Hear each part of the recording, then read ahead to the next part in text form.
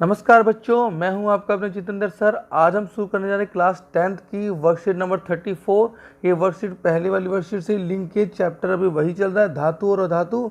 तो इस chapter worksheet को शुरू करने से पहले हम कुछ जान लेते हैं आयनिक आबंध के बारे में।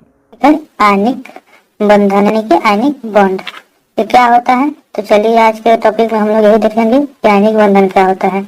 आयनिक बंधन, तो दोस्तों इस बंधन में क्या होता है कि जो है आयन जो है कि अपने इलेक्ट्रॉन जो है कि परमाणु अपने इलेक्ट्रॉन का हस्तांतरण करके जो है कि बंधन बनाते हैं, उसे हम लोग बोलते हैं आयनिक बंधन। तो चलिए देखते हैं, सबसे पहले से एग्जाम्पल लेते हैं। एग्जाम्पल है इसका सिंपल सा एक लेते हैं एग्जाम्पल, वो होता है बहुत फेमस एग्जाम्पल है NaCl का। तो दोस्तों ये क्या होता है कि इसमें इलेक्ट्रॉन का हस्तांतरण कैसे होगा ये देखते हैं। ठीक, तो इसको देखने के लिए सबसे पहले इसका इलेक्ट्रॉनिक विन्यास लिखते हैं। ठीक, तो दोस्तों इलेक्ट्रॉनिक विन्यास इसका आप लोग देखते होंगे, परमाणु संख्या 11, 2 8 1 और Cl होता है परमाणु संख्या 17, 2 8 7। तो ये जो होता है कि कोई भी एलिमेंट होता है अपने को स्टेबल यानी कि स्थायी करना चाहता है। जैसे कि इसके ये 22 कक्षा में एक इलेक्ट्रॉन है और एक यहाँ पे 7 है। तो यहाँ तो ये अपने एक इलेक्ट्रॉन है तो या तो किसी को दे देगा, नहीं तो यहाँ पे 7 है तो किसी से लेकर अपना स्टेबल हो जाएगा, यानी कि अस्थायी होना चाहता है कोई भी इलेक्ट्रॉन, कोई भी एलिमेंट। ठीक, तो इसको स्टेबल होने के लिए क्या करना पड़ता है कि ये अपना एक इलेक्ट्रॉन एक क्लोरीन को दे देता है और क्लोरीन जो होता है एक इलेक्ट्रॉन इससे ले लेता है और दोनों एक दूसरे से जुड़ जाते हैं। तो जिस बॉन्ड से जुड़ते हैं, जिस इलेक्ट्रॉन को जो है कि ट्रांसफर करके लेकर या देकर जो है कि जोड़ते हैं, उससे हम लोग बोलते हैं आयनिक बॉन्ड। आयनिक बॉन्ड यानी कि उसी बॉन्ड आयनिक बॉन्ड के कारण ही जुड़ता है। तो चलिए इसको देखते हैं हम लोग कैसे आयनिक बॉन्ड्स जोड़ता है। तो दोस्तों ये जब अपना एक इलेक्ट्रॉन दे देगा, ठीक, वो तय कर दिया तो N प्लस के फॉर्म में आ जाता है और ये जो ये त्याग किया उसको ये ले लेगा। ठीक, देन ये आ जाएगा Cl माइनस। माइनस ये बताता है कि ये किसी से एक इलेक्ट्रॉन लिया है, तो ये हो जाएगा जो है सो कि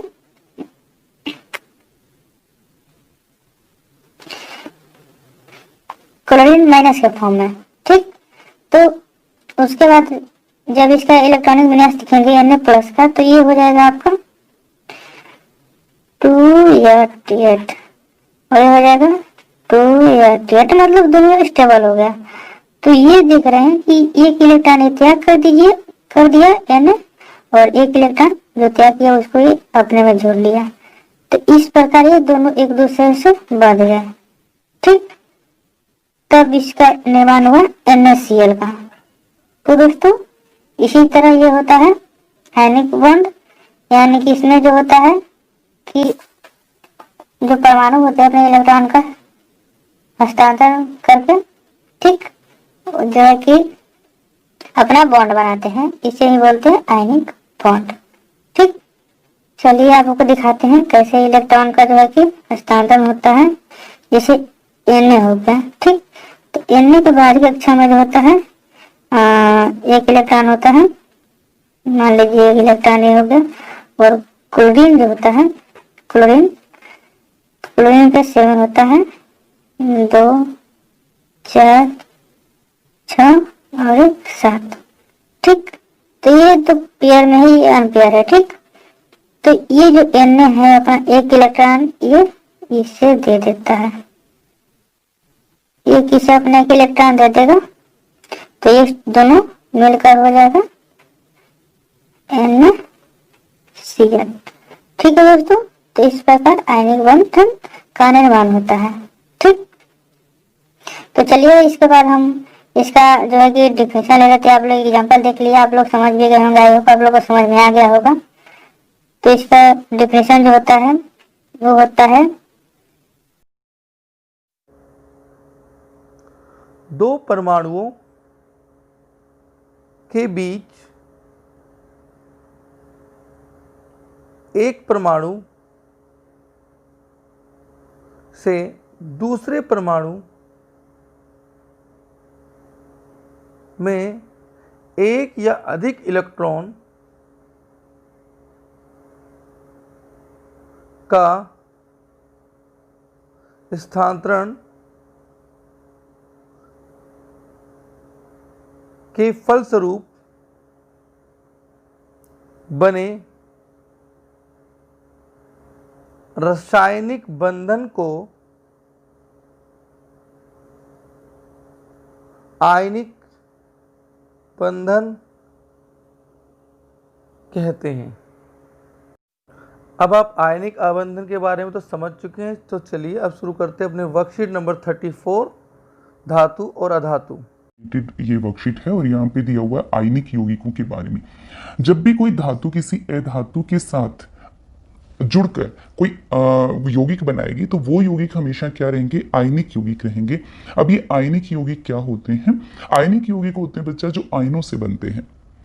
आयन कैसे बनते हैं? जब कोई भी परमाणु इलेक्ट्रॉनों को या तो ग्रहण करता है या फिर उनको त्याग करता है तो क्या बनाता है, आयंस बनाता है। कोई भी परमाणु जैसे सोडियम है, सोडियम का एटॉमिक नंबर 11 होता है, इसकी कॉन्फ़िगरेशन 2 8 1 हो गई। अब इसके पास ये जो एक है ना, ये इसके पास फालतू है, क्योंकि कोई भी क्यों ये रिएक्शन क्यों करते हैं आपको पहले तो ये पता होना चाहिए कि कोई भी परमाणु है वो अभिक्रिया क्यों करेगा, क्योंकि वो पाना चाहता है अपनी निकटतम जो उत्कृष्ट गैस होती है उसकी, जैसे इसकी निकटतम उत्कृष्ट गैस पड़ेगी नियोन, तो अपनी निकटतम उत्कृष्ट गैस का कॉन्फ़िगरेशन ये परमाणु विन्यास ये लेना चाहता है। तो अगर ये इस एक इलेक्ट्रॉन को किसी का को त्याग करके किसी को दे दे या तो इसके पास क्या बच जाएगा, नियोन जो इसके पास सबसे निकटतम उत्कृष्ट गैस है उसका परमाणु विन्यास आ जाएगा और ये यही चाहती है। जैसे अगर हम बात करें फ्लोरीन की तो फ्लोरीन का एटॉमिक नंबर कितना होता है बच्चा, 9 होता है और ये क्या है, एक अधातु है, नॉन मेटल है। इसका परमाणु विन्यास हो जाएगा, इलेक्ट्रॉनिक विन्यास हो जाएगा 2 7, यानी इसको एक इलेक्ट्रॉन की जरूरत है। ये इसके सबसे नजदीक उत्कृष्ट गैस जो पड़ती है वो भी कौन सी पड़ती है, नियोन पड़ती है। तो ये भी कोशिश करेगा कि इसको कैसे भी करके ये एक इलेक्ट्रॉन मिल जाए। तो हर कोई क्या कोशिश कर रहा है, अपना जो बाहर का ऑक्टेट है जिसको हम हिंदी में अष्टक बोलते हैं, कोई भी धातु या धातु अपने आउटर मोस्ट में अष्टक को पूरा करने की कोशिश करती है जिससे ये अपने निकटतम उत्कृष्ट गैस जो कॉन्फ़िगरेशन है उसको अक्वायर कर सके। तो यहाँ पे एक बेसिक सा दिया हुआ है कि धनावेश जिसके ऊपर धनात्मक आयन है, जो धनात्मक जिसके ऊपर धनावेश है उसको हम बोलेंगे धनायन, और जिसके ऊपर ऋणावेश है वो क्या हो गया, ऋणायन हो गया। ऋणायन कभी भी बनेगा इलेक्ट्रॉनों को ग्रहण करके बनेगा और धनायन बनेगा तो इलेक्ट्रॉनों का त्याग करके बनेगा। एक मेटल, एक धातु हमेशा इलेक्ट्रॉनों का त्याग करती है और एक अधातु हमेशा कोशिश करती है इलेक्ट्रॉनों को ग्रहण करने की, तो हमेशा क्या बनाएगी, वो ऋणायन बनाएगी। और जब एक धातु है धातु के साथ अभिक्रिया करेगी तो वो क्या बनाएगी, हमेशा आयनिक यौगिक बनाएगी। और आयनिक यौगिकों को स्थिर वैद्युतिक यौगिक भी हम कहते हैं, ये बात आपको याद रखनी है। इनके ऊपर हमेशा चार्ज होता है। स्थिर विद्युत इसलिए बोला क्योंकि इसके ऊपर क्या है, एक चार्ज है। देखो सोडियम के ऊपर चार्ज, यहाँ पे सोडियम क्लोराइड का फॉर्मेशन आपको बता रखा है। सोडियम का एटॉमिक नंबर 11 होता है बच्चा और इसकी कॉन्फ़िगरेशन क्या होगी, 2 8 1। तो एक इलेक्ट्रॉन इसके पास, ये देखिए ये वाला इलेक्ट्रॉन क्या है, इसके पास एक्स्ट्रा है। अगर ये इस इलेक्ट्रॉन को डोनेट कर दे, किसी को दे दे, इसका त्याग कर देगा तो इसके पास नियोन की नोबल गैस कॉन्फ़िगरेशन हो जाएगी। और अगर हम क्लोरीन को देखें तो क्लोरीन का, अब मैं थोड़ा सा इनलार्ज कर रही हूँ इसको, अगर आप क्लोरीन को देखेंगे तो क्लोरीन का एटॉमिक नंबर 17 होता है। इसकी कॉन्फ़िगरेशन आएगी बच्चा 2 8 7। क्यों, इसको सिर्फ इसके जो निकटतम गैस पड़ेगी वो पड़ेगी आर्गन जिसका एटॉमिक नंबर होता है 18। तो इसको सिर्फ एक इलेक्ट्रॉन की जरूरत है और एक इलेक्ट्रॉन इसको मिल जाएगा तो इसके पास जो कॉन्फ़िगरेशन आ जाएगी वो आ जाएगी आर्गन की कॉन्फ़िगरेशन जो कि ये चाहती है। तो सोडियम इसको एक इलेक्ट्रॉन दे रही है और जो क्लोरीन है वो एक इलेक्ट्रॉन को क्या कर रही है, ग्रहण कर रही है। ये त्याग कर रहा है सोडियम, और क्लोरीन क्योंकि एक अधातु है तो ये इलेक्ट्रॉन को ग्रहण कर रही है।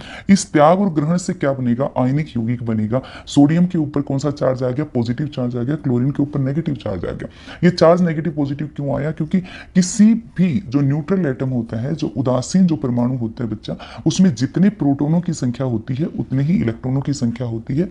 इलेक्ट्रॉन के ऊपर यूनिट पॉजिटिव चार्ज होता है, प्रोटॉन के ऊपर यूनिट नेगेटिव चार्ज होता है, प्रोटॉन के ऊपर यूनिट पॉजिटिव चार्ज होता है। तो जैसे सोडियम की बात करें तो सोडियम के ऊपर 11 पॉजिटिव चार्ज है, 11 ही नेगेटिव चार्ज है। अब क्योंकि इसने एक इलेक्ट्रॉन को डोनेट कर दिया, इसने इसको त्याग कर दिया, तो इसके पास इलेक्ट्रॉन कितने बच गए बच्चा, 10 बच गए। तो अभी प्रोटॉन 11 एंड इलेक्ट्रॉन 10, यानी positive charge 11 negative charge 10। Net charge क्या आ जाएगा, +1। तो 1 को हम लिखते नहीं है, इसलिए हमने क्या सिंपल पॉजिटिव लिख दिया। क्लोरीन का भी क्या रहा, क्लोरीन का एटॉमिक नंबर कितना था, 17 था। अब इसके पास एक इलेक्ट्रॉन जो है अब फालतू जुड़ गया, तो इलेक्ट्रॉन कितने हो गए, 18। मतलब नेगेटिव चार्ज कितना हो गया इसके पास, 18, और पॉजिटिव चार्ज कितना है इसके पास, 17 है। तो 17 और 18 को अगर आप नेट निकालेंगे तो नेट चार्ज क्या हो गया, 1 नेगेटिव। तो इसलिए हमने क्लोरीन के ऊपर क्या लिख दिया, 1 नेगेटिव। तो ये आप सोडियम क्लोराइड की फॉर्मेशन यहाँ देख सकते हैं। और सोडियम क्लोराइड एक आयनिक यौगिक है, क्योंकि इसके अंदर एक धनात्मक आयन है और एक ऋणात्मक आयन है। अब हम इसको डिटेल में यहाँ पे देख लेते हैं हुआ क्या है। ये पक्का आपको लिखना है कि सोडियम ने एक इलेक्ट्रॉन को लॉस किया है और क्लोरीन ने उस इलेक्ट्रॉन को ग्रहण करके नेगेटिव चार्ज बनाया। तो this is the formation of sodium chloride. अब यहाँ पे आपको अच्छे से समझाने के लिए मैग्नीशियम क्लोराइड का भी दिया है कि मैग्नीशियम क्लोराइड को आप देखिए, क्लोरीन को एक एक चाहिए, अभी हमने बात करी है, और मैग्नीशियम का एटॉमिक नंबर 12 होता है बच्चे, और इसका क्या होता है, 2 8 2। इसके पास 2 फालतू हैं, इट मीन्स ये जो 2 क्लोरीन है उनका काम चला सकती है, एक एक दोनों को डोनेट कर सकती है, जिससे दोनों क्लोरीन के पास आर्गन की कॉन्फ़िगरेशन आ जाएगी, और मैग्नीशियम अगर 2 डोनेट कर देगा तो इसके पास क्या रह जाएगी, नियोन की कॉन्फ़िगरेशन रह जाएगी। तो हर कोई अपने पास वाली जो उत्कृष्ट गैस है उसका जो कॉन्फ़िगरेशन है, जो परमाणु इलेक्ट्रॉनिक विन्यास है, वो कोशिश करता है लेने की। तो मैग्नीशियम क्लोराइड के फॉर्मेशन में आप यहाँ देख सकते हो, मैग्नीशियम ने क्या किया है, 2 इलेक्ट्रॉनों का त्याग किया है, और 2 क्लोरीन ने मिलकर, यहाँ पे आप ये देखिए, एक क्लोरीन ने 2 का नहीं लिया, 2 क्लोरीन ने मिलकर 2 इलेक्ट्रॉन लिए हैं और क्लोरीन ये बन गई है। इसके ऊपर आ गया नेगेटिव चार्ज, हर एक क्लोरीन पे एक, यानी दो क्लोरीन ने एक एक नेगेटिव चार्ज ले लिया। अब ये देखिए, ये फॉर्मेशन आप देख लीजिए यहाँ पे कि इसने क्या किया है, इसने अपने 2 इलेक्ट्रॉनों को, देखो एक इलेक्ट्रॉन इसको दे दिया है, और यहाँ देखेंगे तो एक इलेक्ट्रॉन इसको दे दिया। हाँ, जब भी हम इलेक्ट्रॉनों को दिखाते हैं, या तो हम क्रॉस से दिखाते हैं या फिर हम डॉट से दिखाते हैं, ये बात आपको याद करनी है। और दूसरी चीज आपको एक ध्यान रखना है कि अगर आपने जैसे क्लोरीन को आपने डॉट से दिखाया तो दोनों क्लोरीन को डॉट से दिखाइए, और अगर आपने मैग्नीशियम को क्रॉस से दिखाया तो मैग्नीशियम को आप ठीक है, क्रॉस एक ही है मैग्नीशियम, तो उसकी कोई प्रॉब्लम नहीं है, लेकिन क्लोरीन 2 हैं तो दोनों को एक जैसे ही आपने सिंबल करना है। अगर आपने क्रॉस किया है यहाँ पे यूज, तो दोनों ही क्लोरीन का क्रॉस करना है, और मैग्नीशियम को क्या करेंगे, फिर आप डॉट से दिखाएंगे। अब बात कर लेते हैं अपने क्वेश्चन आंसर्स की। पहले क्वेश्चन आपसे पूछता है, धनायन एवं ऋणायन क्या होते हैं, धनायन एवं ऋणायन किस प्रकार बनते हैं। तो बच्चा आंसर में आप लिखेंगे, वे आयन जिन पे धनावेश होता है उनको धनायन कहते हैं, और वे आयन जिन पर ऋणावेश होता है उनको ऋणायन कहते हैं। जब कोई परमाणु इलेक्ट्रॉनों का त्याग करता है, जैसे हम यहाँ पे देखेंगे सोडियम इलेक्ट्रॉनों का त्याग कर रहा है और वो क्या बना रहा है, धनायन बना रहा है। और जब कोई परमाणु इलेक्ट्रॉनों को ग्रहण करता है तो वो क्या बनाता है, ऋणायन बनाता है। जैसे हमने लिया यहाँ पे क्लोरीन इलेक्ट्रॉन को गेन कर रहा है और वो क्या बनाना है, ऋणायन बना रहा है। क्वेश्चन नंबर 2 में आपसे पूछता है कि आयनिक आबंध किस प्रकार बनते हैं। आयनिक आबंध किस प्रकार बनते हैं, एक धातु होती है और एक अधातु होती है, और धातु क्या करती है, इलेक्ट्रॉनों का त्याग करती है, और धातु इलेक्ट्रॉनों को ग्रहण करती है, तो इलेक्ट्रॉनों के स्थानांतरण से बनते हैं। आयनिक आबंध इलेक्ट्रॉनों के स्थानांतरण से बनते हैं, ये रहेगा आपका आंसर। क्वेश्चन नंबर 3 में आपसे पूछता है, परमाणु इलेक्ट्रॉनों को ग्रहण एवं उनका त्याग क्यों करते हैं। क्यों इलेक्ट्रॉनों को ग्रहण करते हैं, उनका त्याग करते हैं, क्योंकि परमाणु अपनी जो निकटतम उत्कृष्ट गैस होती है उसकी कॉन्फ़िगरेशन एक्वायर करने की कोशिश करते हैं।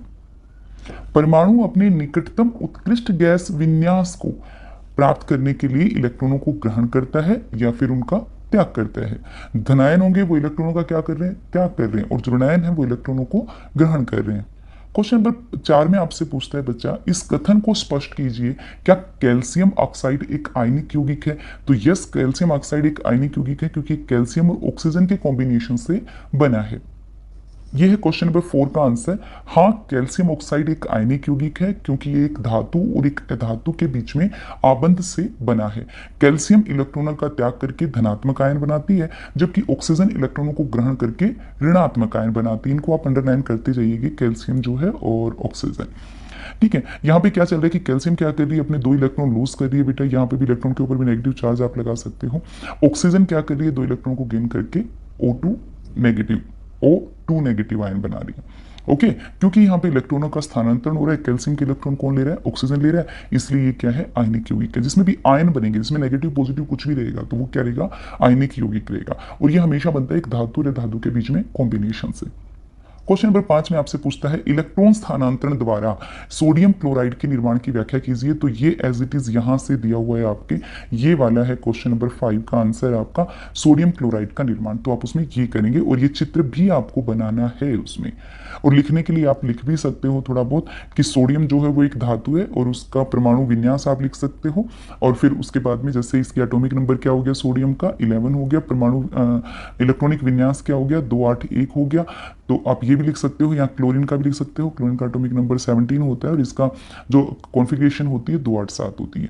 तो आप ये लिखोगे तो ज़्यादा अच्छा लगेगा। बाकी आपका आंसर जो है वो बच्चा वो यहाँ से यहाँ तक कि पूरा आपने ये पूरा आपका बनाना है आप। Okay students, that's all for today. Thank you, have a very good day and please don't forget to subscribe my channel. Like जरूर कर देना. Okay, bye.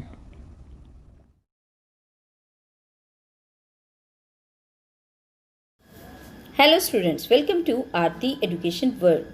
डियर स्टूडेंट्स, इस वीडियो में हम आपकी 10th क्लास की साइंस की वर्कशीट नंबर 34 करेंगे, जिसकी डेट है 21 सितंबर 2020। बच्चों, धातु और अधातु हम पिछली वर्कशीट्स में भी देखते हैं, कई वर्कशीट्स आ चुकी हैं धातु और अधातु के बारे में। आज इसमें फिर आपको आयनिक यौगिक के बारे में बताया गया है इस वाली वर्कशीट में, और ये भी बताया है आयनिक जो यौगिक होते हैं उनका निर्माण किस प्रकार होता है, और सोडियम क्लोराइड का निर्माण क्या है, मैग्नीशियम क्लोराइड का निर्माण कैसे होता है। और मैंने ये जो आपकी वीडियो बनाई है ये आपको प्रश्नों का उत्तर देने के लिए बनाई है, तो सीधे हम प्रश्नों के उत्तर को देखेंगे। बच्चों, मैं आपको वीडियो के डिस्क्रिप्शन में आपको लिंक दे दूंगी वर्कशीट का, वहां से डाउनलोड कर लेना। धनायन व ऋणायन क्या होते हैं, धनायन व ऋणायन किस प्रकार बनते हैं। तो धनायन और ऋणायन वे आयन परमाणु होते हैं जो इलेक्ट्रॉनों को या तो ग्रहण करते हैं या उनका त्याग करते हैं।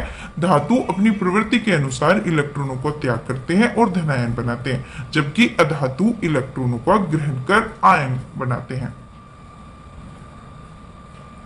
ठीक है, अब दूसरा क्वेश्चन है आयनिक आबंध किस प्रकार बनते हैं। तो इस क्वेश्चन का आंसर बच्चों आप इस तरीके से करेंगे, आयनिक आबंध एक परमाणु से दूसरे परमाणु में इलेक्ट्रॉनों के स्थानांतरण द्वारा रासायनिक बंध द्वारा बनते हैं। ठीक है, अब तीसरा क्वेश्चन इन्होंने हमसे पूछा है परमाणु इलेक्ट्रॉनों को ग्रहण व त्याग उनका क्यों करते हैं। तो इसका आंसर हम इस तरीके से लिखेंगे, परमाणु इलेक्ट्रॉनों को ग्रहण व त्याग इसलिए करते हैं क्योंकि वे अपने निकटतम उत्कृष्ट गैस विन्यास को प्राप्त कर सकें और जिससे कि उनका अष्टक पूरा होने पर वे स्थिरता प्राप्त कर सके। ठीक है, अब देखते हैं चौथा क्वेश्चन क्या पूछा है। चौथा क्वेश्चन है इस कथन को स्पष्ट कीजिए कि कैल्शियम ऑक्साइड एक आयनिक यौगिक है। तो हम इस क्वेश्चन का आंसर इस तरीके से करेंगे बच्चों कि कैल्शियम ऑक्साइड एक आयनिक यौगिक है क्योंकि इसमें कैल्शियम अपने 2 इलेक्ट्रॉन का त्याग करता है जबकि ऑक्सीजन 2 इलेक्ट्रॉनों को ग्रहण करता है। तो ये हो गया हमारे चौथे क्वेश्चन का आंसर।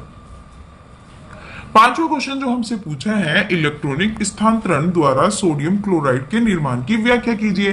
तो आप व्याख्या इसकी इस तरीके से करेंगे कि सोडियम क्लोराइड के निर्माण में सोडियम अपना एक इलेक्ट्रॉन क्लोरीन को दे देता है जिससे सोडियम और क्लोरीन दोनों का अष्टक पूरा हो जाता है और आयनिक आबंध बनता है। तो बच्चों ये थे आज की आपकी वर्कशीट नंबर 34 के क्वेश्चंस के आंसर्स। अगर आपको इससे हेल्प मिली है तो please like the video, subscribe the channel and don't forget to share with your friends. Thank you students.